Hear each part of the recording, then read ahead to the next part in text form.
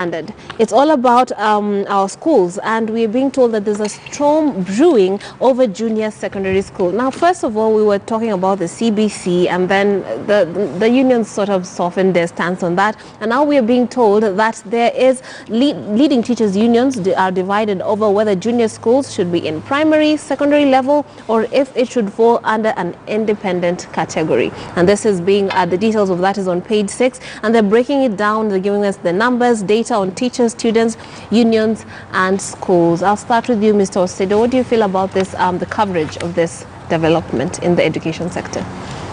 Well, you talk about coverage. I think the media has done quite a commendable job, justice to what has been happening. And this is because education is quite close to the hearts of Kenyans, particularly because this is where we form our minds. You know, minds of young people are set up, and we also are able to be, you know, put to form insofar as the future is concerned. Yes. But I think that coverage has also come with a lot of gaps which really need to be addressed. I think one of those major concerns is stakeholder consultation, which the ministry in my view has not done very well at that level, and that therefore has really brought up lots of issues. And we've seen wars between teachers unions, we've seen issues with even parents, even school administrators, you know, principals, head teachers, among others, teachers going to the streets to fight a curriculum and to fight a new system. And so here we are talking about another introduction of another new level, which is called the junior schools. And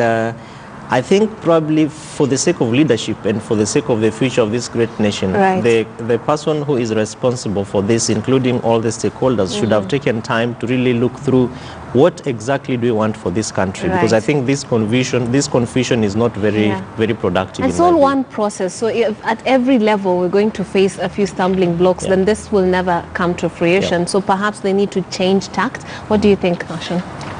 I think it's a good stage. Really? And in all the education, there are phases. Yeah.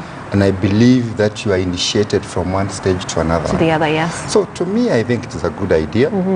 But the bottom line is that we need a consensus. Yes. Such that we don't have this union, civil unrest, so that wherever there is a stage that you need to graduate from one to one, is part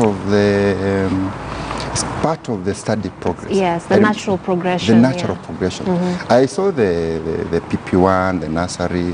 They do a very nice graduation.